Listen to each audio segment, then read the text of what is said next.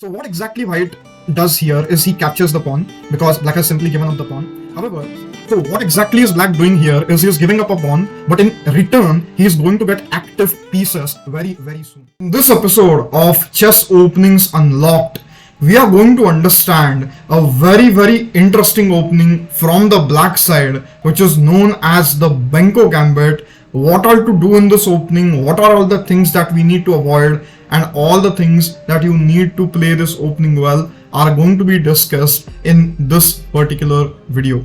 Now, before we move on and we understand how exactly to play the Benko Gambit, I would first like to tell you why exactly should we play Gambits and what is the importance of playing Gambits. So, first thing, what exactly is this Gambit? For those who don't know, Gambit is something where you sacrifice a piece or a pawn and in return you get active pieces. Now you may say, but Hiram, why do we need to get active pieces? Can't we just play an equal game, like the material is equal and then we fight and the better player wins? Can't we just do that? So the problem is, if we play an equal game, then the fight is generally postponed till the middle game. What do I mean? It means if both players play an equal game where I play equal moves, my opponent plays equal moves, then the fight is generally transformed, or I cannot say transformed, but I should say postponed till the middle game. And that is a big problem because then the battle shifts to the middle game, and if your opponent has better middle game understanding than you, then he may be the better player. However, if you want to get an advantage right from the opening, all you need to do is you need to understand what are gambits and play them in your tournament games or chess.com or Lichess games. If you do this, then you will see that you will get a huge advantage over your opponent, because generally majority players, they don't go for gambits and are afraid of gambits. So with that, whenever I'm teaching you the gambits, make sure that you go ahead and apply these gambits in your games to get results. So let's go to the Benko Gambit and let's look at some of the specifics. So let us understand what exactly is this Benko Gambit and how you can use this Benko Gambit from the black side to get some amazing results in your games.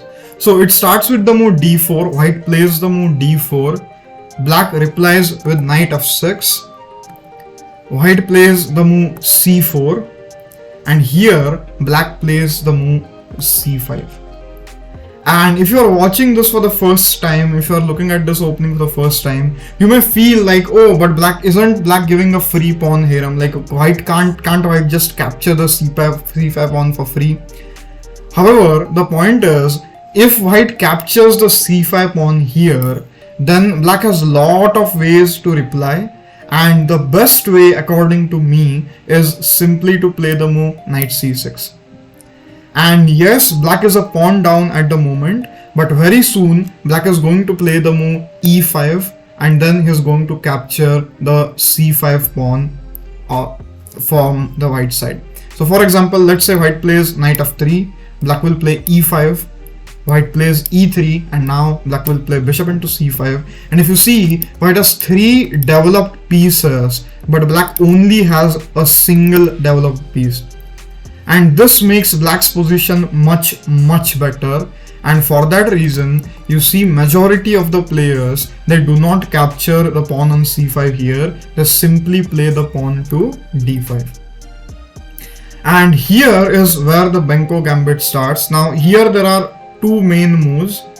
The Benko Gambit is when we play the move b5, and there is another opening which we'll study in detail later, that is the move e6. Now how to play here, I will, after e6, I will tell you that in another video in this upcoming series. However, let's first look at the move b5, which is known as the Benko Gambit.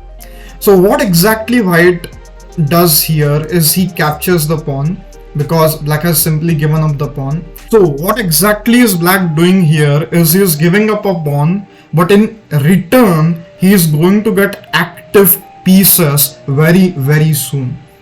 and how we'll see that in the moment. But first thing is, if you have some resistances against Gambit that no, I'm going to lose a pawn, okay, it's risky, what if it fails, my suggestion to you is just try it out.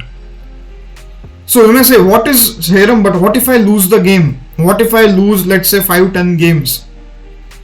So the simple way to think about this, the mindset that you need to develop when you are thinking is, what is the worst that can happen?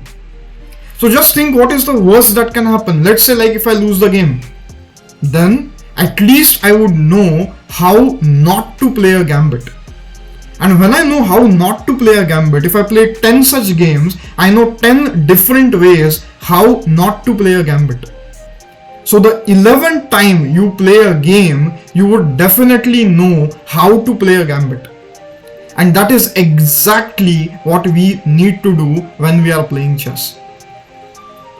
So if you are afraid of Gambits, my suggestion, just try them. If you lose a game here and there, it does not matter. It's not the end of the world. Okay, so black plays b5, white captures c into b5, captures the pawn. Black plays a6. Now again, he is giving up another pawn.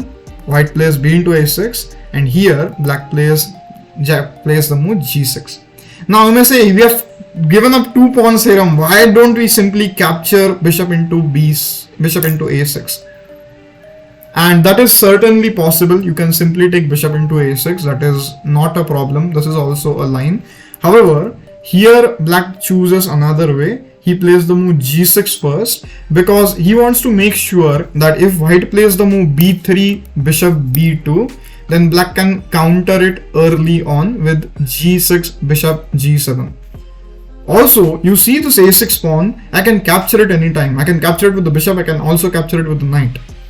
So white cannot really defend it, and black doesn't need to worry about it. So black simply plays g6. Now white's turn. White plays knight c3. Finally, black takes the pawn, and here white most commonly plays the move e4. And the logic behind this is, you see, if white does not play the move e4, sooner or later his bishop is going to be trapped. The bishop, for him to get out, it's going to be very, very difficult. And if black controls this long diagonal, it's very, very scary for white to keep the bishop on g2. Now, some players, they like to play the move g3, bg2 and continue playing. However, for most players, it is very, very difficult to have this bishop directly looking at the king and the rook when he castles. And for that reason, most players, they don't play in this style. They simply play the move e4. So black captures bishop into f1, white takes king into f1, and here black plays the move d6. Now this is a very important move, because if we don't play this move, in the future white can play the move e5. And the problem is, he'll attack the knight, and once he attacks the knight, then the knight has to go somewhere, which can be difficult. So this is another thing which I explain in the middle game and end game videos, that you need to always look at your opponent's threats. Majority players, they feel like, you know what, I'm going to just look at my threats. If I look at my threats, everything is done. But in reality, all you need to do is you need to take your opponent's threats very, very seriously. So black played d6, he stops white threat, e5. White plays g3. Bishop g7, black develops a piece. King g2, white also develops another piece. Castles. Knight f3, so both players are just developing pieces. Knight bd7. Rook e1. And here, it's an important moment where black plays this amazing move, queen a5. And this is the end of opening theory, where you see white is a pawn up, but his pieces are not fully developed, and black can have a lot of pressure on these two files. So the next move, whatever white plays, let's say white plays this common normal looking move, bishop e3, black can simply play rook f b8 and he can attack the b2 pawn. So this is the main line of the Benko Gambits, a very powerful opening. What I suggest you is, if you want to learn this opening well, you revise this video multiple times so that you can get the most out of this opening. Also, if you want to learn some sidelines, I'm going to cover some Benko sidelines in the next video. So stay tuned, and if you want to learn openings in the complete detail like you have never done, and you want to learn chess algorithms in more detail, there's a link below. Join me for a 1-day special workshop which we are organizing at a very discounted price. So click the link below and join me for the workshop.